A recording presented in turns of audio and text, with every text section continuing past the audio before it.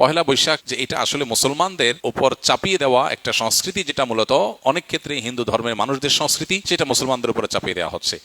এই পহেলা বৈশাখের মঙ্গল শোভাযাত্রাকে ঘিরে যত আয়োজন হয়ে থাকে, বিশেষ করে মঙ্গল শোভাযাত্রা যে বিভিন্ন প্রাণীর মুখোশ এবং বিভিন্ন রকমের প্রাণীর ভাস্কর্য এটা নিয়ে যে র্যালি বের করা হয়ে থাকে, খুব সচেতনভাবে আপনি লক্ষ্য করলে দেখতে পাবেন এখানে পেঁচা, ইঁদুর, হাঁস, ময়ূর এমন কিছু প্রাণীর মুখোশ সেখানে খুবই পরিকল্পিতভাবে ব্যবহার করা হয়, প্রদর্শন করা হয়, যেগুলো একটা বিশেষ ধর্মের মানুষের ধর্মীয় বিশ্বাসের সাথে সংশ্লিষ্ট, যেগুলোর অনেকগুলোই হিন্দুদের বিভিন্ন দেবতার বাহন হিসেবে হিন্দু ধর্মে এটি প্রতিষ্ঠিত।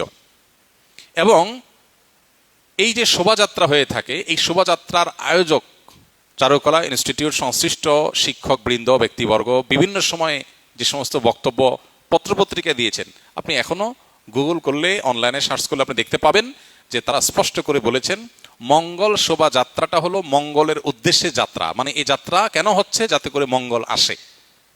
তো একজন ইমানদার তিনি মঙ্গল আসার জন্য দোয়া করবেন আল্লাহর কাছে, আর চেষ্টা করবেন, পরিশ্রম করবেন। প্রতিদিন প্রত্যেক ওয়াক্ত নামাজে আল্লাহ আমাদেরকে মুয়াজ্জিনের মাধ্যমে ডাক দিচ্ছেন, হাইয়া আলাস সালাহ, হাইয়া আলাল ফালাহ, মঙ্গলের পথে আসো। প্রতিদিন 5 বার ডাকা হচ্ছে সালাতে আসার, আল্লাহর কাছ থেকে দোয়া করে প্রার্থনা করে মঙ্গল চাওয়ার নির্দেশ আমাদেরকে দেওয়া হচ্ছে। সেখানে এই বিশেষ প্রাণীর মুখোশ এটা ধারণ করার, র্যালিতে নিয়ে বের করার মধ্য দিয়ে মঙ্গল আসতে পারে বা মঙ্গল এভাবে আহ্বান করে মঙ্গল আনা যেতে পারে, এরকম বিশ্বাস করা ইমানের সাথে অসঙ্গতিপূর্ণ।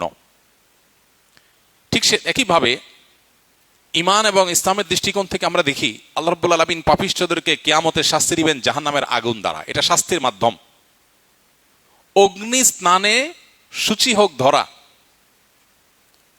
আগুনের গোসলে আপনার ধরাকে পবিত্র করা হোক, এটা ইসলামের সাথে সম্পূর্ণ সাংঘর্ষিক একটা বিশ্বাস বা চিন্তা।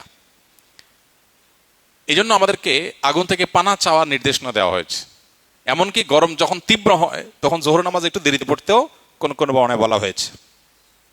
এই বিষয়গুলোকে সামনে রাখলে স্পষ্ট হয় যে এটা আসলে মুসলমানদের উপর চাপিয়ে দেওয়া একটা সংস্কৃতি, যেটা মূলত অনেক ক্ষেত্রে হিন্দু ধর্মের মানুষদের সংস্কৃতি, সেটা মুসলমানদের উপরে চাপিয়ে দেওয়া হচ্ছে।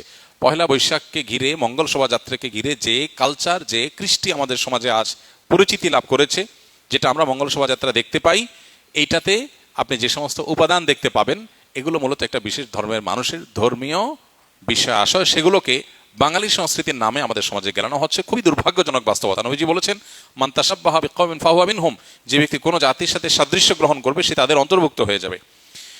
এ ব্যাপারে আমি লক্ষ্য করেছি বেশ কয়েক বছর আগে থেকে। গত পরশু দিনও আমি আবারও এ বিষয়ে অনলাইনে সার্চ করে দেখেছি। কলকাতার আনন্দবাজার পত্রিকা 2018 সালের 15ই এপ্রিল একটা রিপোর্ট করেছে বাংলাদেশের পহেলা বৈশাখ উৎসব নিয়ে। সেটা শিরোনামটা খুবই গুরুত্বপূর্ণ এবং আমাদের চিন্তার খোরাক যোগাবে। এখনও সেটা অনলাইনে আছে, এখনও আছে। মানে কখন ডিলিট করে ফেলে তারা বা ডিলিট হয়ে যায় আমরা জানি না, তবে এখনও আছে। পহেলা এপ্রিল 2018 সালে কলকাতার আনন্দবাজার পত্রিকা ঢাকার এই পহেলা বৈশাখ উপলক্ষে যে আয়োজন, বাঙালি উৎসবের নামে যেটা গেলানো হচ্ছে মুসলমানদেরকে, সেটা সম্পর্কে শিরোনাম করেছে, হেডলাইন করেছে, ঢাকার পয়লা যেন অষ্টমীর এক ডালিয়া।